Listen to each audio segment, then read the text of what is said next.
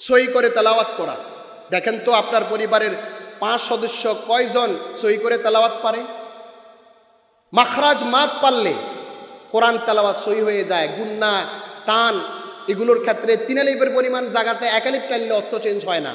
কলকলা পারল না, নুনে সাকিন তানবিনের কায়দা পারল না, কিন্তু মাখরাজ মাত এই 2টা জিনিস শিখতে কয়দিন লাগবে? আপনার পরিবারের সদস্যগুলো, বাপ আপনার বয়স এখন 70 বছর, আপনি 40 বছর আগেও সূরা ফাতিহা ভুল করছেন, এখনো একই রকম সূরা ফাতিহা ভুল করছেন। 6টা আয়াত এই একটা প্যারাগ্রাফে যদি 40 বছর ভুল করে, আপনাকে কোন পরীক্ষক নাম্বার দিবে? কেন আপনি শিখলেন না? আপনার ছেলে ভালো করে ইংলিশ জানে, আপনার ছেলে ভালো করে ম্যাথ পারে, সায়েন্স জানে, কোরআন পারে না, আপনি কি আল্লাহর দরবারে জবাবদিহি করতে হবে না? আপনার অস্তিত্ব, আপনি মুসলিম, কিন্তু আপনি কোরআন পারেন না, আপনার স্ত্রী পারে না, আপনার ছেলে মেয়ে পারে না, তাদেরকে সায়েন্স ডাক্তারি বহুত কিছু বাড়াইছেন, কোরআন কোনো সমস্যা নাই, কিন্তু কোরআন যে শিখাইলেন না, আল্লাহর আদালতে আপনাকে জবাবদিহি করতে হবে। বাদাল মাউত, আপনার দ্য ডেথ, মৃত্যুর পরে আপনি মাটির নিচে কয় সম্পদ নিয়ে যাবেন? আপনার সন্তানগুলো তো দাঁড়ানোরও অবস্থা থাকবে না। সহি তেলাওয়াত আপনার পরিবারের প্রত্যেক সদস্যকে নিশ্চিত করতে হবে। ভুল করেছেন, এখন বলেন মুয়াজ্জিন সাহেবকে, হাফেজ সাহেবকে, ভাই আমাকে আধা ঘন্টা সময় দাও, আমার সূরাগুলো হয় কিনা, আমি মৃত্যুর আগে যেন আল্লাহর কোরআনটা যেন শিখে যাই। ও বাপ, কেন আপনার? আমি তো অস্থির হয়ে যাই যখন একটা পরিবারের দিকে তাকাই, কি চমৎকার রেজাল্ট, পিএইচডি হোল্ডার সবাই, কিন্তু কোরআন পারে না। আমাদের সংসদে গত বছরগুলোতে আমরা দেখেছি না, কোরআন পারা তো দূরের কথা, বাংলাও পড়তে পারে না, এর কোনো সংসদ সদস্য হয়েছে কি হয় নাই? এই যে আমাদের ডাক্তার সাহেবদের মতো ফ্রেশ মানুষগুলোকে যদি আপনারা সংসদে দিতে পারেন, তাহলে এই দেশের কল্যাণ, এই এলাকার কল্যাণ, সমাজের কল্যাণ, যারা কোরআন পারে, কোরআন বুঝে, ইসলাম বুঝে, মানুষের কল্যাণ বুঝে, মানুষের ফ্রি চিকিৎসা করে, তাদেরকে যদি আপনারা দিতে না পারেন, তো আর হতবাগা এই জাতির জন্য কিছুই থাকলো না। আমরা আমাদের কথাগুলো বলছি কোনো ব্যক্তির দিকে তাকিয়ে নয়। আল্লাহর কোরআনের একটা আমানত আছে, এই কোরআন সহি করে তেলাওয়াত আপনি নিশ্চিত করুন। আপনি আপনার পরিবারের সদস্যগুলো সহি করে তেলাওয়াত পারে, এবার ফাঁসের গদ ধরেন, এরপর ফাঁসের গদ ধরেন, এরপর ফাঁসের গদ ধরেন। আপনি সমাজের নেতা হয়েছেন, আপনার উপর দায়িত্ব পুরো এলাকার সবাই কোরআন পারে কিনা একটু খবর নেন, দাওয়াত দেন। আপনি নেতা হয়েছেন, মেম্বার হয়েছেন, আপনি কি কমিশনার হয়েছেন, আপনি বহুত কিছু হয়েছেন, আপনার ঘরের উপর দিয়ে একটা আমানত নিয়েছেন, এই আমানত খাসারা হবে কিয়ামতের দিবসে, কারণ আপনি আল্লাহর বান্দা, আপনি মুসলিম দাবিকারী, আপনার অধীনস্থ থেকে কোরআনকে শেখানোর জন্য কোনো ব্যবস্থা করেন নাই। সহি করে কোরআন তেলাওয়াত, সহি করে তেলাওয়াতের পরে তাদাব্বুরুল কোরআন, কোরআনের অর্থ বুঝতে হবে। ওই যে উদাহরণটা বললাম, you have to take 4 glasses of water every morning. আপনি তেলাওয়াত করতে পারছেন, অর্থ জানেন না, লাভ তো হলো না। অর্থ জানতে হবে। প্রত্যেকের ঘরে অর্থ সহ একটা কোরআন থাকা চাই। গোসল করে অথবা উজু করে সকালবেলা, বিকালবেলা, রাতের বেলা পরিবারের সদস্যদেরকে নিয়ে বসো, বহুত গল্প আছে, শুনছি, অনেক কথা হয়েছে, শুনো, আল্লাহ কি বলছেন সেটা শুনো। ধারাবাহিক প্রতিদিন 1 পৃষ্ঠা করে পড়েন, দেখবেন চোখ খুলে যাবে, আপনার জাঙ্কার দূর হয়ে যাবে, আপনার শরীরের জাঙ্কগুলো, কুফুরি জাঙ্কগুলো সরে যাবে, অন্যায়গুলো দূরীভূত হয়ে যাবে। কারণ কোরআন হেদায়েত, যে ঘরে থাকে সেখানে রহমত, যেখানে তেলাওয়াত হয় সেখানে রহমত, যেখানে পালন হয় সেখানে রহমত। রাসূল সাল্লাল্লাহু আলাইহি সাল্লামের সাহাবায়ে কেরাম বলতেন, একেবারে খরা, প্রচণ্ড গরম, দেখলাম যে তার বাগানের ভিতরে পানি পড়ে। ব্যাপার কি? তার বাগানে বৃষ্টি হচ্ছে কেন? হঠাৎ করে দৌড়ায় তার বাড়িতে গেছে, দেখছে যে সেখানে কোরআন তেলাওয়াত হচ্ছে। সুবহানাল্লাহ, বাসায় কোরআন তেলাওয়াত হচ্ছে, বাগানে পানি দিচ্ছেন কে? আল্লাহ। সহি করে তেলাওয়াত, অর্থ বুঝা, এরপরে কোরআন যা বলছে সেগুলো আমল করা। আল্লাহ রাব্বুল আলামিন বলেন, আফালা ইয়াতাদাব্বারুনাল কোরআন, কোরআনকে তোমরা কি অনুধাবন করো না, নাকি তোমাদের অন্তঃকরণ তালামারি দেওয়া হয়েছে? ওয়ালাকাদ ইয়াসসারনাল কোরআন লিযিকরি ফাহাল মিন মুদ্দাকির, কোরআনকে আমি সহজ করে দিয়েছি, কোরআন থেকে কেউ কি শিক্ষা নিবে না? আল্লাহ বারবার করে বলছিল, মানুষ, ইয়া আইয়ুহাল ইনসান মা গাররাকা বিরাব্বিকাল কারীম, ও মানব জাতি, তোমার প্রভুর ব্যাপারে তোমাকে কে প্রতারিত করেছে?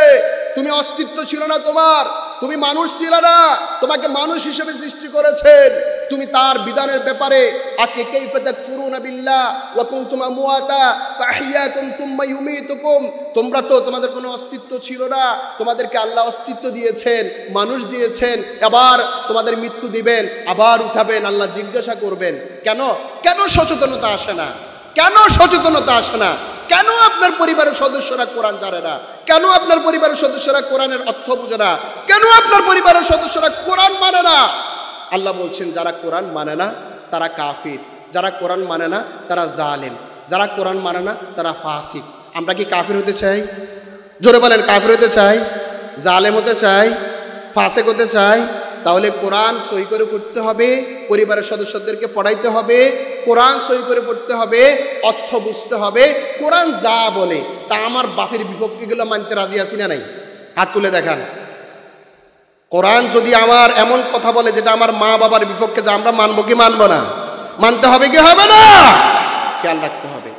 আল্লাহ রাব্বুল আলামিন বললেন এরপরে, এই কোরআন আল্লাহকে যারা ভয় করে তাদের জন্য এই কোরআন হেদায়েত। কেমনে? কোরআনের হেদায়েতের, মুত্তাকিদের জন্য হেদায়েতের 3টা স্তর আছে।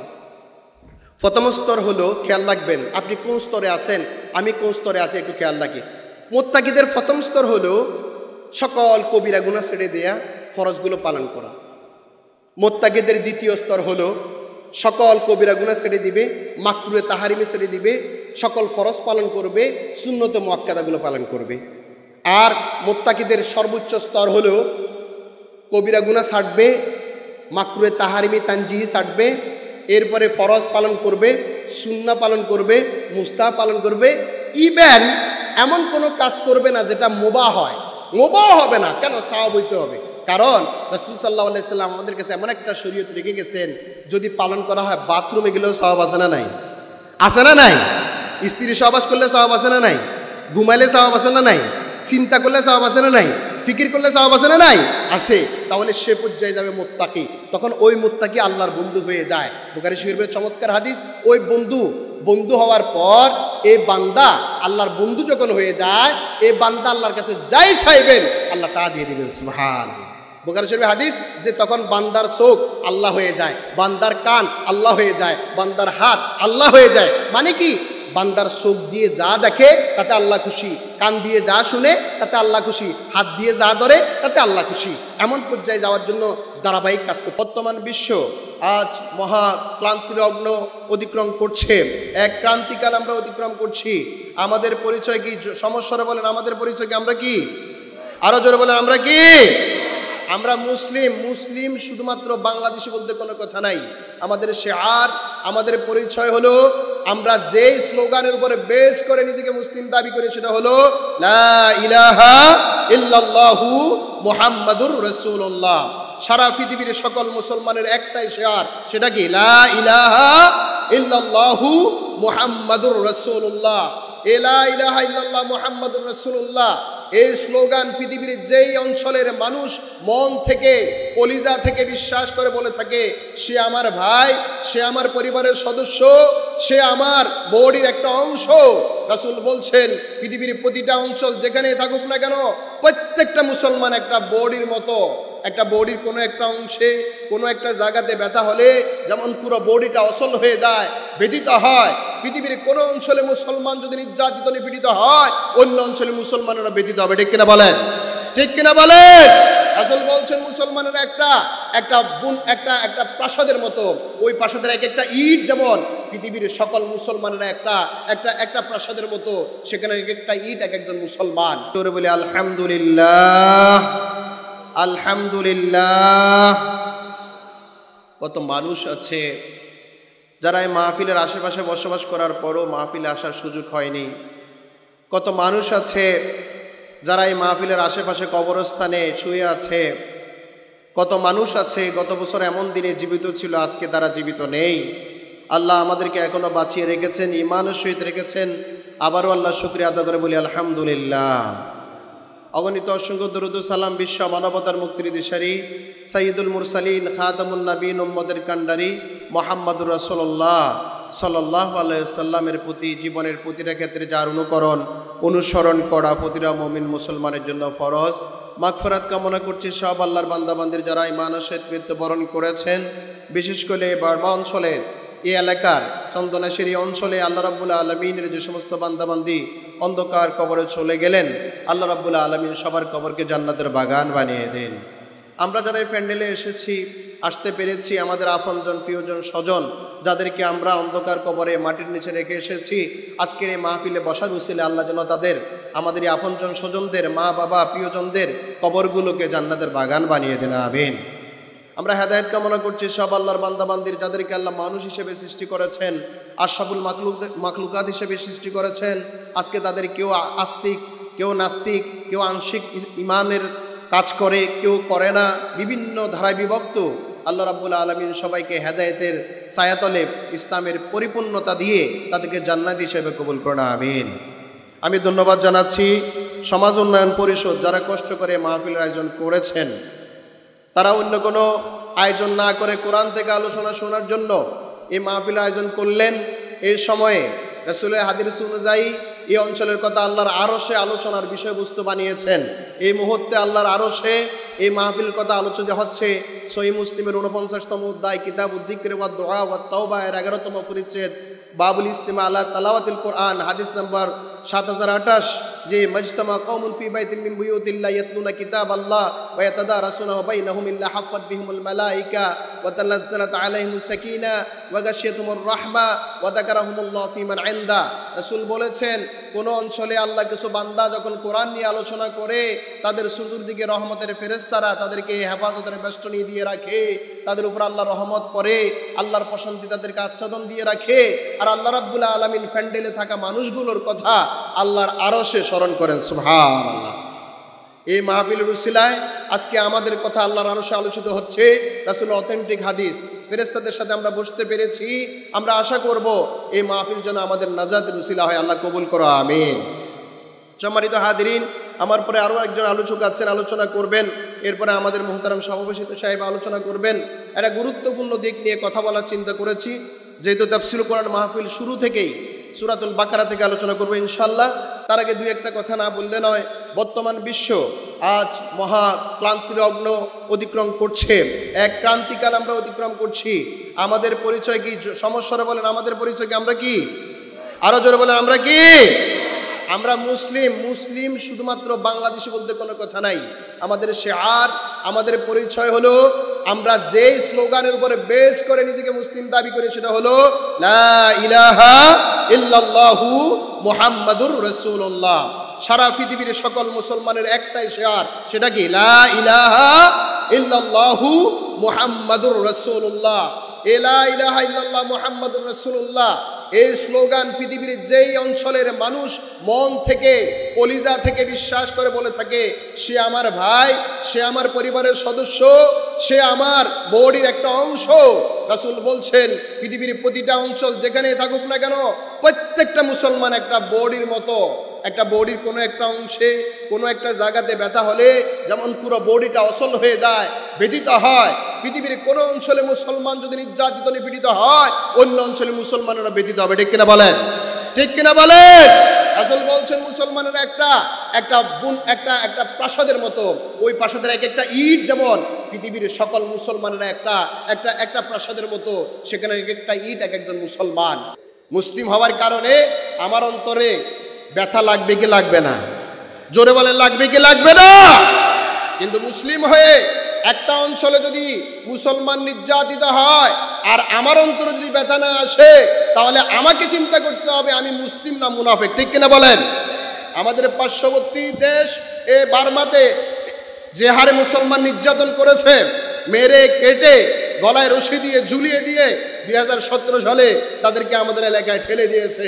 অথচ তারা সেখানের এই বার্মা এলাকাতে তারা নিজেদের অঞ্চল থেকে তারা বিতাড়িত হয়েছে, অত্যাচারিত হয়েছে।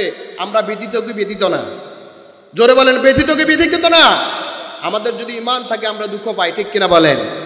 এরপরে আমাদের পাশে ইন্ডিয়া ওয়াকফ বিল নামক যে বিলটা তারা পাশ করেছে, পরে স্থগিত করেছে মুসলমানদের সেই স্লোগানে এবং তাদের বিরোধিতার কারণে।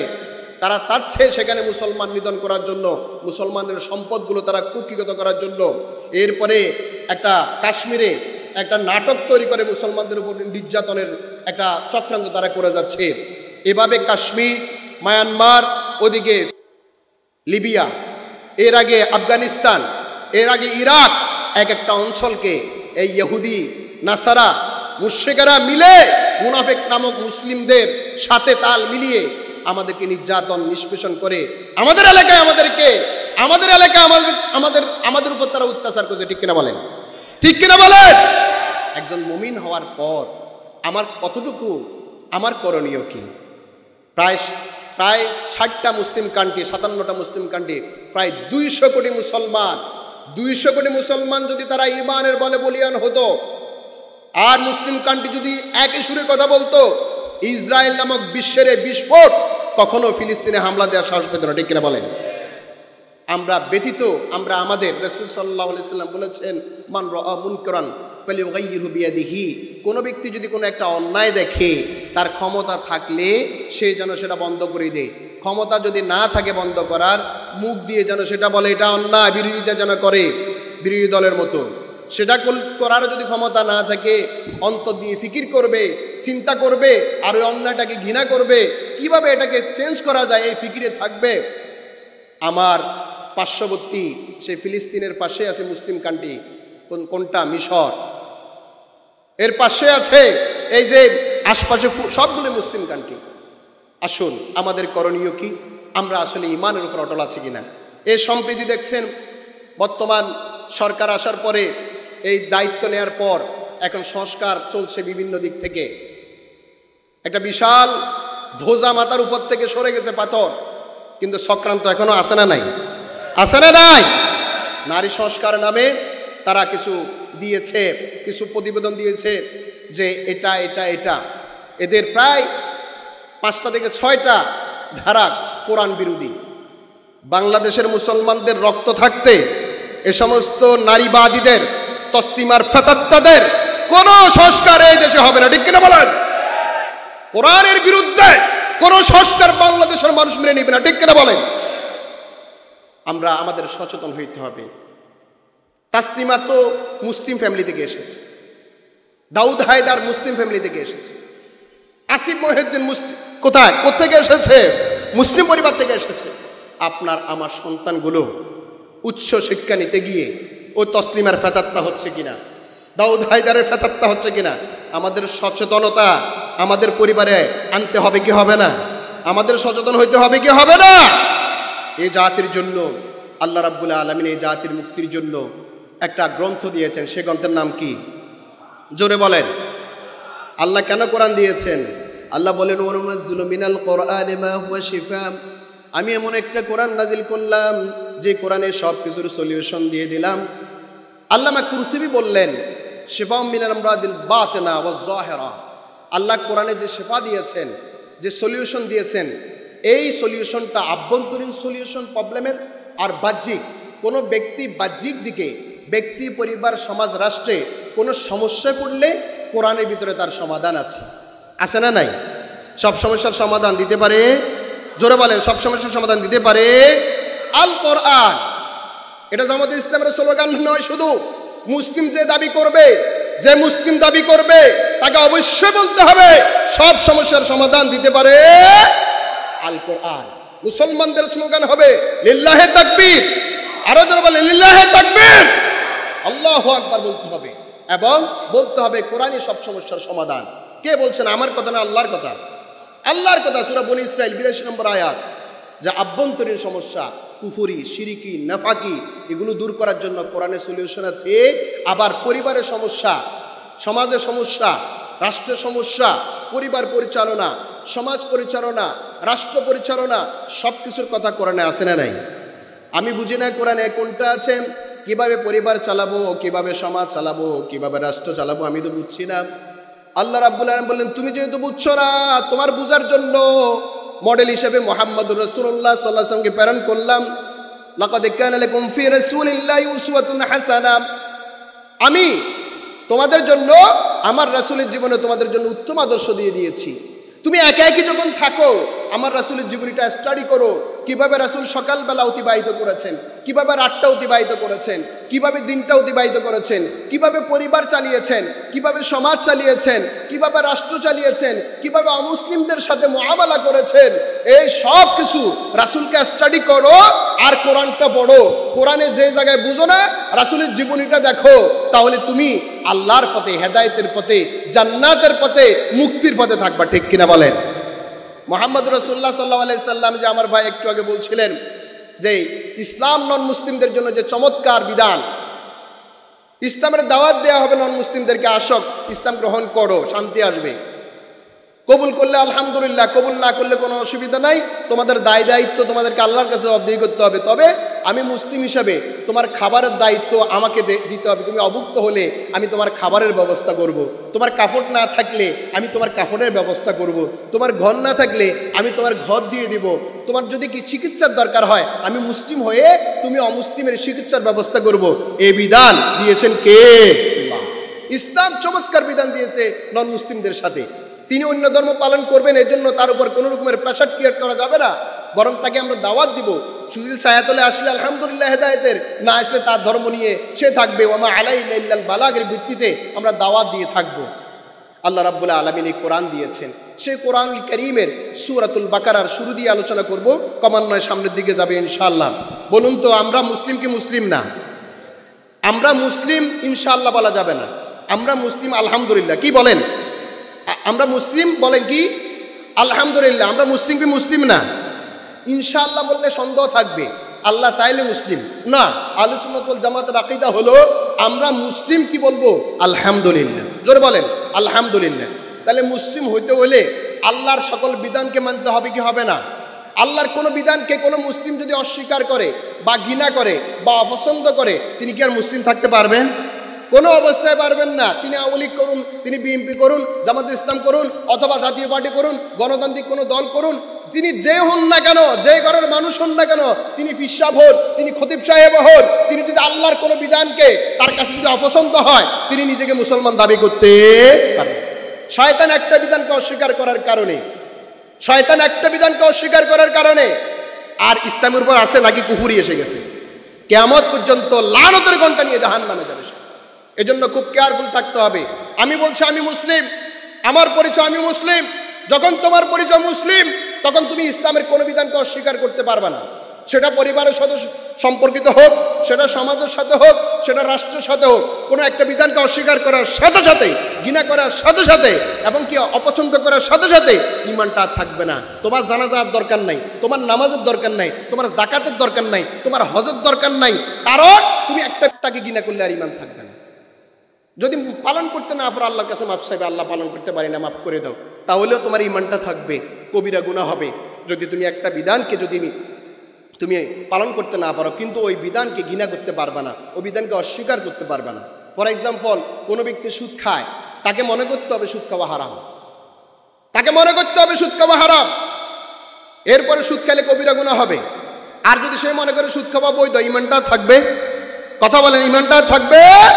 খুব কেয়ারফুল থাকবেন। এই কথাগুলো আপনার আমার পরিবারের প্রত্যেক সদস্যকে জানিয়ে দিতে হবে, কারণ আমরা আমাদের পরিবারের সদস্যগুলোকে নিয়ে জান্নাতে যেতে চাই। চাই কি চাই না? কারা কারা জান্নাতে যেতে চায়? হাতটা আল্লাহর দেখাই তো। আল্লাহ, আমরা কি একা একই যেতে চাই নাকি পরিবারকে নিয়ে যেতে চাই? একা একই যেতে চাই না পরিবারকে নিয়ে যেতে চাই?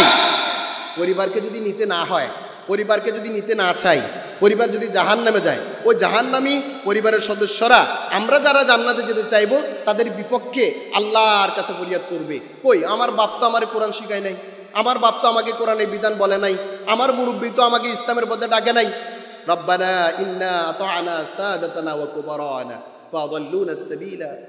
ভালো করে ইংলিশ পড়তে হবে এ ছেলে, ভালো করে ইংলিশ পড়তে হবে, রেজাল্ট ফার্স্ট হইতে হবে, এ প্লাস পেতে হবে, এই তোমাকে ডাক্তার হইতে হবে, এই তোমার ইঞ্জিনিয়ার হইতে হবে, তোমার ঢাকা ইউনিভার্সিটিতে টিকতে হবে, তোমাকে অক্সফোর্ডে যেতে হবে। এ বাপ, তুমি কি বলছো?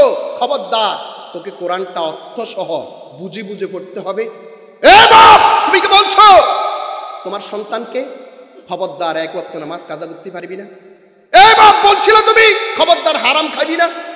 এ বাপ, তুমি কি বলছো তোমার সন্তানকে খবরদার জালেমের পিছনে ঘুরবি না, ইসলাম বিরোধীর সাথে তাল মিলাবি না, ইসলামের পক্ষে, কোরআনের পক্ষে, আল্লাহর পক্ষে তোর জবান যতক্ষণ আছে তুমি বলে যাবি।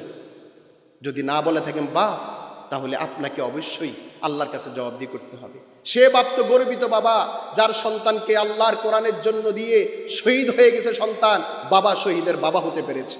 ওই বাবা হতভাগা যে বাবার সন্তান ডাক্তার হলো, ইঞ্জিনিয়ার হলো, মাস্টার হলো, বিশ্ববিদ্যালয়ের প্রফেসর হলো, অথবা বিশ্ববিদ্যালয়ের ভিসি হলো, কিন্তু সে কোরআনের বিপক্ষে, কোরআনের আইনের বিপক্ষে কথা বলে, ওই লোক হতভাগা, ওই বাবাটাও হতভাগা। ঠিক কিনা বলেন? আসুন, আল্লাহ রাব্বুল আলামিন কোরআনুল কারীম, এই কোরআনুল কারীমে 114টা সূরা দিলেন।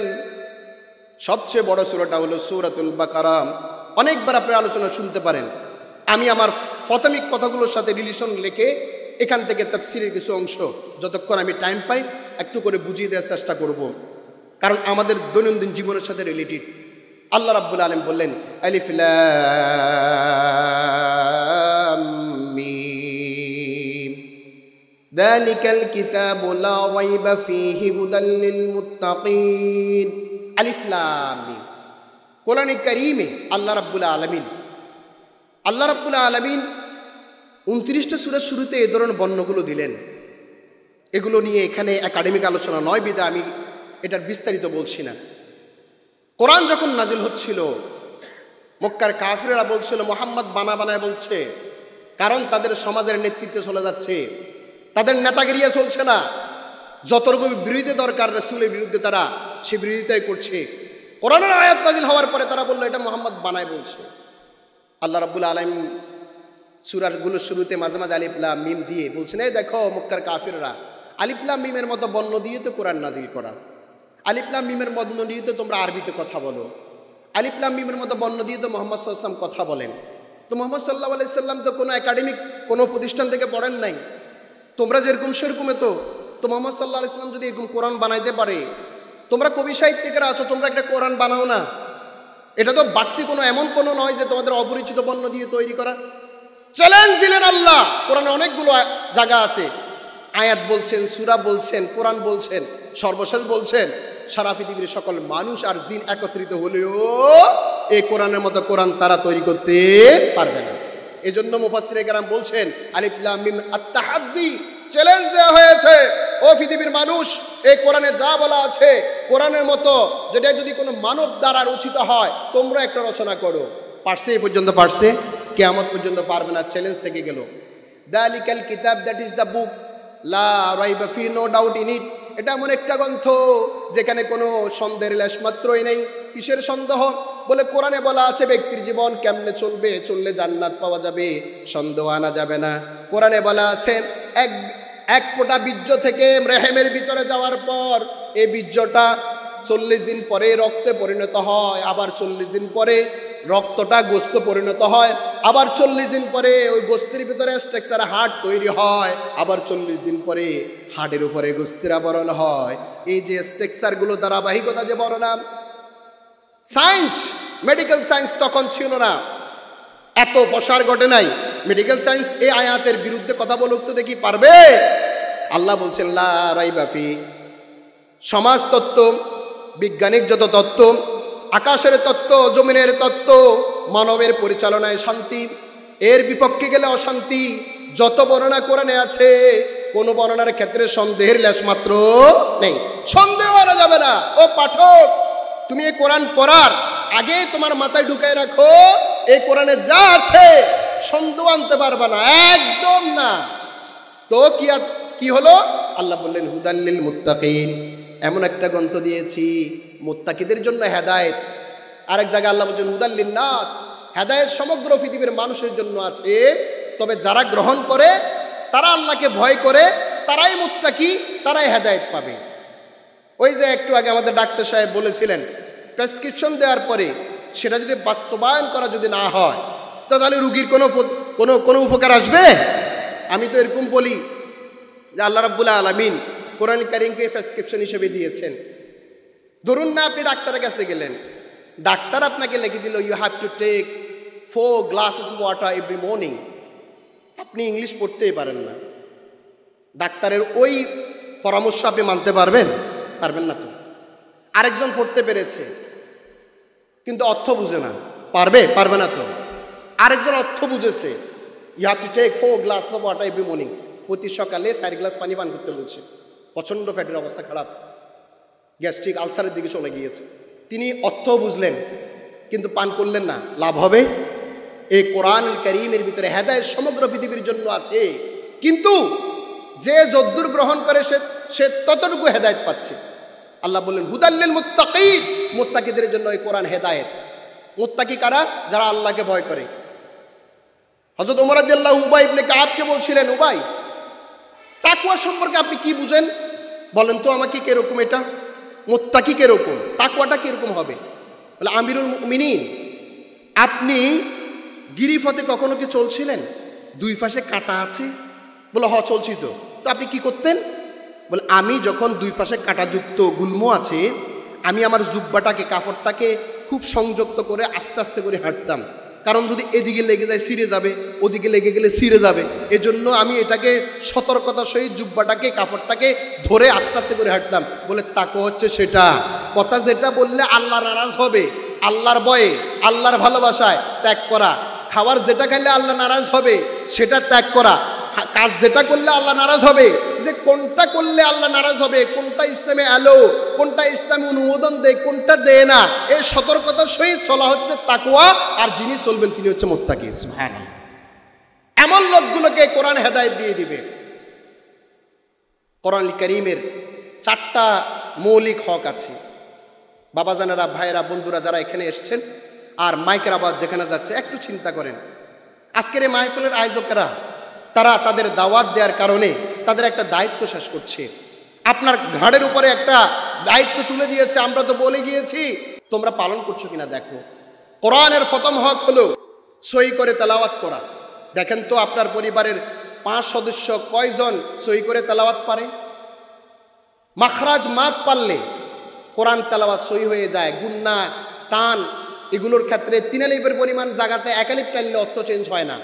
কলকলা পারল না, নুনে সাকিন তানবিনের কায়দা পারল না, কিন্তু মাখরাজ মাত, এই 2টা জিনিস শিখতে কয়দিন লাগবে?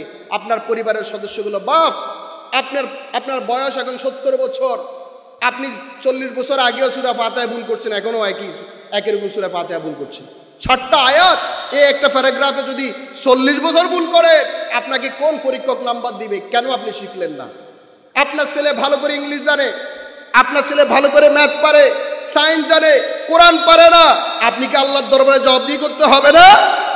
আপনার অস্তিত্ব, আপনি মুসলিম, কিন্তু আপনি কোরআন পারেন না, আপনার স্ত্রী পারে না, আপনার ছেলে মেয়ে পারে না, তাদেরকে সায়েন্স, ডাক্তারি বহুত কিছু বাড়াইছেন, কোরআন কোনো সমস্যা নাই, কিন্তু কোরআন যে শিখাইলেন না, আল্লাহর আদালতে আপনাকে জবাবদিহি করতে হবে।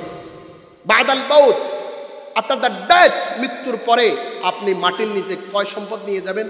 আপনার সন্তানগুলো তো দাঁড়ানোরও অবস্থা থাকবে না। সহি তেলাওয়াত আপনার পরিবারের প্রত্যেক সদস্যকে নিশ্চিত করতে হবে। ভুল করেছেন, এখন বলেন মুয়াজ্জিন সাহেবকে, হাফেজ সাহেবকে, ভাই আমাকে আধা ঘন্টা সময় দাও, আমার সূরাগুলো হয় কিনা, আমি মৃত্যুর আগে যেন আল্লাহর কোরআনটা যেন শিখে যাই। ও বাপ, কেন আপনার? আমি তো অস্থির হয়ে যাই যখন একটা পরিবারের দিকে তাকাই, কি চমৎকার রেজাল্ট, পিএইচডি হোল্ডার সবাই, কিন্তু কোরআন পারে না। আমাদের সংসদে গত বছরগুলোতে আমরা দেখেছি না, কোরআন পারা তো দূরের কথা, বাংলা পড়তে পারে না, এর কোনো সংসদ সদস্য হয়েছে কি হয় নাই।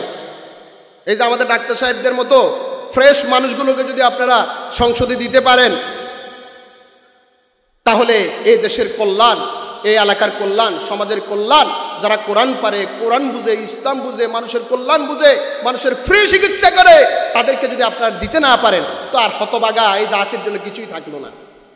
আমরা আমাদের কথাগুলো বলছি কোনো ব্যক্তির দিকে তাকিয়ে নয়। আল্লাহর কোরআনের একটা আমানত আছে, এই কোরআন সহি করে তেলাওয়াত আপনি নিশ্চিত করুন। আপনি আপনার পরিবারের সদস্যগুলো সহি করে তেলাওয়াত পারে, এবার ফাঁসের গদ ধরেন, এরপর ফাঁসের গদ ধরেন, এরপর ফাঁসের গদ ধরেন। আপনি সমাজের নেতা হয়েছেন, আপনার উপর দায়িত্ব পুরো এলাকার সবাই কোরআন পারে কিনা একটু খবর নেন, দাওয়াত দেন। আপনি নেতা হয়েছেন, মেম্বার হয়েছেন, আপনি কি কমিশনার হয়েছেন, আপনি বহুত কিছু হয়েছেন, আপনার ঘরের উপর দিয়ে একটা আমানত নিয়েছেন, এই আমানত খাসারা হবে কিয়ামতের দিবসে, কারণ আপনি আল্লাহর বান্দা, আপনি মুসলিম দাবিকারী, আপনার অধীনস্থ থেকে কোরআনকে শেখানোর জন্য কোনো ব্যবস্থা করেন নাই। সহি করে কোরআন তেলাওয়াত, সহি করে তেলাওয়াতের পরে তাদাব্বুরুল কোরআন, কোরআনের অর্থ বুঝতে হবে। ওই যে উদাহরণটা বললাম, you have to take 4 glasses of water every morning. আপনি তেলাওয়াত করতে পারছেন, অর্থ জানেন না, লাভ তো হলো না। অর্থ জানতে হবে। প্রত্যেকের ঘরে অর্থ সহ একটা কোরআন থাকা চাই। গোসল করে অথবা উজু করে সকালবেলা, বিকালবেলা, রাতের বেলা পরিবারের সদস্যদেরকে নিয়ে বসো, বহুত গল্প আছে, শুনছি, অনেক কথা হয়েছে, শুনো, আল্লাহ কি বলছেন সেটা শুনো। ধারাবাহিক প্রতিদিন 1 পৃষ্ঠা করে পড়েন, দেখবেন চোখ খুলে যাবে, আপনার জাঙ্কার দূর হয়ে যাবে, আপনার শরীরের জাঙ্কগুলো, কুফুরি জাঙ্কগুলো সরে যাবে, অন্যায়গুলো দূরীভূত হয়ে যাবে। কারণ কোরআন হেদায়েত, যে ঘরে থাকে সেখানে রহমত, যেখানে তেলাওয়াত হয় সেখানে রহমত, যেখানে পালন হয় সেখানে রহমত।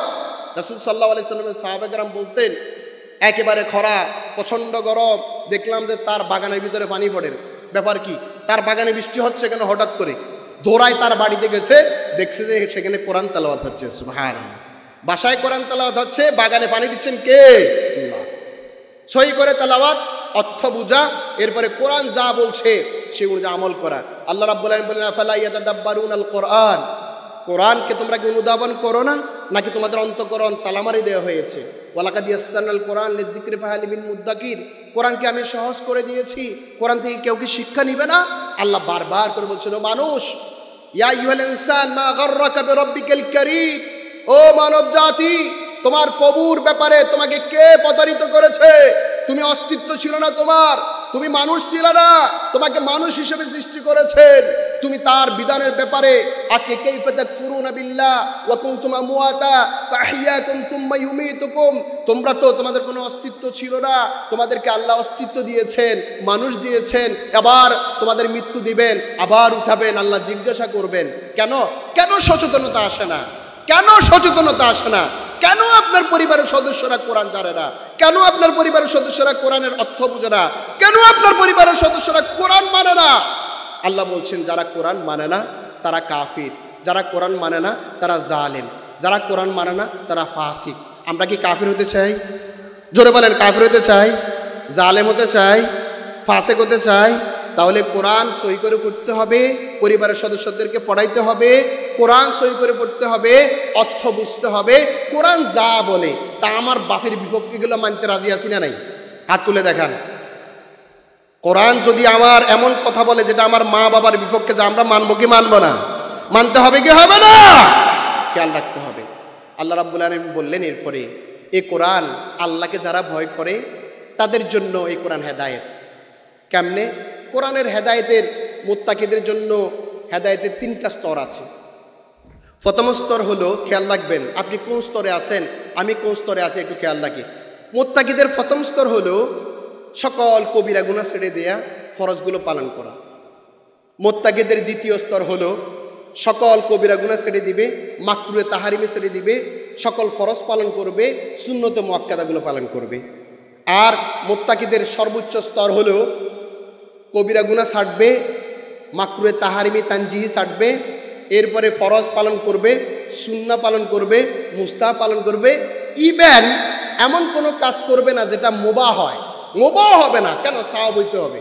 কারণ রাসূল সাল্লাল্লাহু আলাইহি সাল্লাম আমাদের কাছে এমন একটা শরীয়ত রেখে গেছেন, যদি পালন করা হয় বাথরুমে গেলেও সওয়াব আছে না নাই? আছে না নাই? স্ত্রী সহবাস করলে সওয়াব আছে না নাই? ঘুমাইলে সওয়াব আছে না নাই?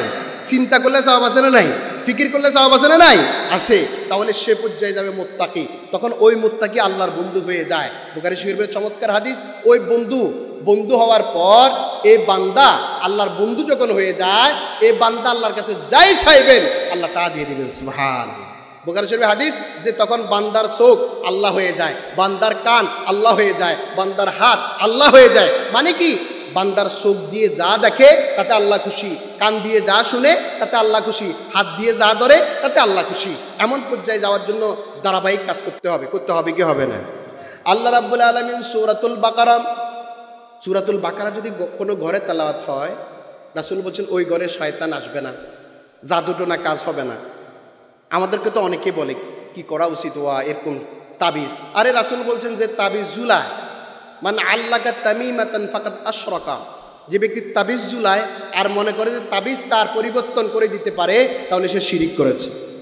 রাসূলুল্লাহ সাল্লাল্লাহু আলাইহি সাল্লাম বলেছেন সূরা বাকারার 1 থেকে 4 নম্বর আয়াত, আলিফ লাম থেকে ইউকিনুন পর্যন্ত, আয়াতুল কুরসি মানে 255 নম্বর আয়াত, তারপরের দুইটা 255, 256, 257 নম্বর আয়াত, আর শেষের 3টা, টোটালে 10টা আয়াত কোনো ঘরে তেলাওয়াত হলে জাদু টোনা বান কোনো কাজ হবে না। পারবেন কিনা ইনশাল্লাহ বলেন? চুরি ডাকাতি লুণ্ঠনি কিছু হবে না। গাড়িতে উঠবেন 10টা আয়াত তেলাওয়াত করবেন, হেফাজত করবেন কে? এই প্রোটেকশনের এই আমলটাও তো হলো না। আপনি যদি এই 10 আয়াত তেলাওয়াত করেন, একদিকে আপনি আল্লাহর পক্ষ থেকে প্রোটেকশন পাইলেন, আর দ্বিতীয়ত হলো প্রত্যেকটা হরফে 10টা করে নেকি আছে না নাই? রাসূল বলছেন মান কারা হারফাম মিন কিতাবিল্লাহ ফালাহু বি হাসানা ওয়াল হাসানাতু বিআশামতালিহা লা আকুলু আলিফ লাম মিম হারফুন বাল আলিফুন হারফুন লামুন হারফুন মিমুন হারফুন। সাথীরা শোনো, কোরআনের একটা হরফ তেলাওয়াত করলে 10টা করে নেকি। সুবহানাল্লাহ। পারবে কিনা ইনশাআল্লাহ? আপনারা তো সুবহানাল্লাহ বলেন না। সুবহানাল্লাহর ভিতরে 9টা হরফ আছে, 9 10 কত? 80 না 90? জোরে বলেন সুবহানাল্লাহ। আবার বলেন সুবহানাল্লাহ, সুবহানাল্লাহ। সুবহানাল্লাহ বললে আল্লাহর আরশে আপনার জন্য, আল্লাহর জান্নাতে আপনার জন্য একটা গাছ তৈরি হবে। আলহামদুলিল্লাহ বলেন আলহামদুলিল্লাহ। আলহামদুলিল্লাহর ভিতরে 9টা হরফ, 9.90। আল্লাহু আকবার, আল্লাহু আকবার ভিতরে 8টা হরফ, 8.80। তো এরা আল্লাহু আকবার তাকবীর দিবে না, জয় বাংলা না কইব? কি কইব? জোরে বলেন। আপনি চিৎকার দিচ্ছেন অমুক তমুক, আর ও বলছে আল্লাহু আকবার, তার সাথে প্রত্যেকটা আল্লাহু আকবারের সাথে সাথে 8টা করে কি 8-10-80 করে নেকি পাচ্ছে। আপনিও আপনার দলের স্লোগান আল্লাহু আকবার পরিবর্তন করেন, আমরা সাধুবাদ জানাবো। কি বলেন? কি বলেন? বলে আল্লাহু আকবার দিলে সমস্যা হবে। কোন এক ফ্লাইটটা এখন রাজনীতি করে, বললো যে এখানে তাকবীর দিচ্ছে, আল্লাহু আকবার বলছে, জঙ্গিবাদ বলবে। জানোয়ার, আল্লাহু আকবার বললে জঙ্গিবাদ, আল্লাহু আকবারের সাথে জঙ্গিবাদের কি সম্পর্ক? কি সম্পর্ক? কোন জাতের মাথার ভিতরে আমরা কোন শব্দ ইউজ করলে এটা অ্যাপ্রোপ্রিয়েট হয় বুঝতেছি না। আল্লাহু আকবার যে বলতে পারে না, আমরা তো চিন্তা করবো সে দুনিয়াতে আসার পরে কানের ভিতরে আল্লাহু আকবার শুনেছে কিনা সন্দেহ আছে। 5 ওয়াক্ত নামাজে আল্লাহু আকবার আছে না নাই? 2 রাকাত নামাজে 11 বার, 3 রাকাত নামাজে 17 বার, 4 রাকাত নামাজে 22 বার আল্লাহু আকবার বলি কি বলি না? জানাজার নামাজে আল্লাহু আকবার 4 বার ফরজ, ইমামের জন্য ফরজ, মুক্তাদির জন্য ফরজ। আর 2 রাকাত 4 রাকাত নামাজগুলোতে ফতংবার তাকবীরে তাহারিমে আল্লাহু আকবার ফরজ। কিন্তু জানাজার নামাজে 4 তাকবীর কি করা ফরজ। এজন্য কোনো ব্যক্তি যদি পরে আসে, ইমামের সাথে যদি 1 বার 2 বার তাকবীর না পায়, আপনি দেরিতে আসছেন, জানাজা পড়াচ্ছে, ইমাম সাহেব আল্লাহু আকবার বলে ফেরার পরে আপনি আসতে, এরপরে আপনি আর 2 বার আল্লাহু আকবার পেয়েছেন, আল্লাহু আকবার। এরপরে আপনি কি করেন? এই মিয়া কইল যে আসসালামু আলাইকুম রাহমাতুল্লাহ, আপনি হাঁটা শুরু করলেন। জানাজার নামাজ হয়েছে কেন? 2টা ফরজ রয়ে গেছে। কয়টা ফরজ রয়ে গেছে? 2টা ফরজ। কোন 2টা? ওই তাকবীর 2টা রয়ে গেছে। আপনি উনি যখন ইমাম সাহেব যখন বলবে আসসালামু আলাইকুম রাহমাতুল্লাহ, তখন মুক্তাদির যে তাকবীরটা বাদ পড়ছে তিনি ওটা তাকবীরটা দিয়ে দিবেন, আল্লাহু আকবার। একটা বা 2টা থাকলে 2টা দিয়ে তারপরে সালাম ফিরাবেন। উনি যদি মধ্যখানে যে দুরূদ ইব্রাহিম এগুলো তো আর পড়ার টাইম পাবেন না, ধাক্কা খাবেন, কিন্তু তাকবীরগুলো তো ফরজ, সেগুলো দিতে হবে কি হবে না? মাসালা বুঝছেন কি না? আল্লাহ রাব্বুল আলামিন বললেন এই কোরআন হেদায়েত, মুত্তাকিদের জন্য কোরআন হেদায়েত। যারা আল্লাহকে ভয় করে তাদেরকে কোরআন হেদায়েত দিয়ে দিবে। কেমন হেদায়েত? ইন্না হাদাল কোরআন ইয়াহদি লিল্লাযী হিয়া আকওয়াম। ও পৃথিবীবাসী শোনো, কোরআন যে হেদায়েত দিবে সেটাই সঠিক। কোনো ব্যক্তি সুদ খায়, কোরআন বলছে সুদ খাওয়া যাবে না, কারণ সুদ খাইলে আল্লাহ এবং রাসূলের বিরুদ্ধে যুদ্ধ ঘোষণা করা। আল্লাহ এবং রাসূলের বিরুদ্ধে যুদ্ধ ঘোষণা করে কোনো ব্যক্তি দুনিয়াতে নাজাত পেতে পারে না, পরকালে নাজাত পেতে পারে না, দুনিয়াতে শান্তি পেতে পারে না। সুদ ছেড়ে দিবে। কোরআন তেলাওয়াত করার সাথে সাথে সে তেলাওয়াত যখন করলো, সেখানে বলা আছে খবরদার, মা বাবা যখন বৃদ্ধ বয়সে উপনীত হয়, মা বাবা যখন বুড়া হয়ে যায়, তাদের আচার আচরণ এই কারণে ফালা তাকুল্লাহুমা উফিন, উফ শব্দটা উচ্চারণ করিও না। বাপের আচরণ, থুতু ফেলে দিয়েছে, ময়লা ফেলে দিয়েছে বিছানার ভিতরে, বাপ তো বয়স হয়ে গেল, সাথে সাথে কিছু বলবে, এই মুহূর্তে কোরআনের আয়াতটাকে স্মরণ করে দিয়েছে, ফালা তাকুল্লাহুমা উফিন ওয়ালা তানহারহুমা। তোমার বাবা মা বৃদ্ধ বয়সে হয়েছে, তোমার বাবার মুখ থেকে থুতু পড়ে গেছে, ময়লা পড়ে গেছে, প্রস্রাব করে দিয়েছে, পায়খানা করে দিয়েছে, খবরদার উপ শব্দটা উচ্চারণ করবা না। কারণ বাপের কোলে কতবার তুমি প্রস্রাব করেছো, কতবার পায়খানা করেছো। এভাবে করে কোরআন হেদায়েত দিয়ে দে। সমাজে বিচার করার সময় দেখা গেল এটা আমার কর্মী, ওটা আমার বিপক্ষে দল, কোরআনুল কারীম আল্লাহ রাব্বুল আলামিন বলছে খবরদার বিচার করার সময় ন্যায় বিচার করতে হবে। কোরআনের আয়াত তাকে হেদায়েত দিয়ে দিল, খবরদার আমার বিরোধী দল হলেও আমি তার বিপক্ষে যেতে পারি না, এটা করতে হবে। ঠিক কিনা বলেন? মাপ দিচ্ছে, দোকানে যখন জিনিস মাপতেছে, কোরআনের আয়াত মরে গেল, আল্লাহ বললেন খবরদার যে মাপে কম দে, নেয়ার সময় ফুরায় এনে দেওয়ার সময় কম দে, তার জন্য ওয়াইল নামক দোজক আছে। দোজকের ভিতরে একটা উপত্যকা আছে, সেই আগুনের উপত্যকায় জ্বলতে হবে। কথা এটা মাথায় আসার সাথে সাথে সে উপযুক্ত মাপটাই দেওয়ার চেষ্টা করে। কোরআনে কারিমে আছে খবরদার জুলুম করা যাবে না। এভাবে করে কোরআন একটা ব্যক্তিকে হেদায়েত দিয়ে দেয়। কোরআন কারীম তেলাওয়াত করার সাথে সাথে সেখানে পেয়ে গেল, তোমরা তোমাদের স্ত্রীদের মোহরানাগুলো দিয়ে দাও, হকগুলো দিয়ে দাও। তখন স্ত্রীর মোহরানা নেয়ার জন্য আর কোনো তালবাহনা করে না। কোরআন কারীমে বলা আছে ভাইয়ের হক, বোনের হক। এভাবে করে প্রত্যেকটা জায়গাতে ব্যক্তিগত, পারিবারিক, সামাজিক, রাষ্ট্রীয় সব ক্ষেত্রে কোরআনের যে হেদায়েত, সে হেদায়েত গ্রহণ করলে সঠিকতা পাবে। পাবে কি পাবে না? আল্লাহ বললেন হুদাল লিল মুত্তাকিন। মুত্তাকিদের এবার 5টা পরিচয় আল্লাহ বর্ণনা করছেন। কয়টা? জোরে বলেন কয়টা? সূরা বাকারা শুরুতে মুত্তাকিদের 5টা পরিচয় কয়টা? এই মুমিন মুত্তাকির 5টা পরিচয় সূরা বাকারার 2 থেকে 4 নম্বর আয়াতে। মনে রাখবেন, আপনারা যারা শিক্ষিত আছেন অথবা মনে থাকে অথবা রেকর্ড করছেন, মনে রাখবেন এই গুণগুলো আপনার কাছে, আপনার পরিবারের সদস্যদের কাছে, যাদেরকে আপনি নিয়ে জান্নাতে যেতে চান, যাদেরকে ভালোবাসেন, তাদের ভিতরে এই গুণগুলো, এই বৈশিষ্ট্যগুলো আছে কিনা দেখেন। সূরা বাকারা 2 থেকে 4 নম্বর আয়াতে 5টা, 9 নম্বর সূরা আনফাল 8 নম্বর সূরা আনফালের 2 থেকে 4 নম্বর আয়াতে 5টা, সূরা আনফালের 74 নম্বরে কয়টা? 5টা। এরপরে সূরা তাওবার 112 নম্বরে 9টা। এরপরে সূরা আল মুমিনুনের 2 থেকে 10 নম্বর আয়াতের ভিতরে 7টা। সূরা ফুরকানের 63 থেকে 74 নম্বরের মধ্যে 13টা। সূরা লোকমানের 13 থেকে 19 নম্বর আয়াতে 12টা। এই প্রায় রিপিট সহ 56-58টা গুণ, আর রিপিট ছাড়া প্রায় 40টা গুণ আপনার ভিতরে আছে কিনা যাচাই করে দেখতে হবে। আমি টাইম পাবো না সবগুলো বলার জন্য।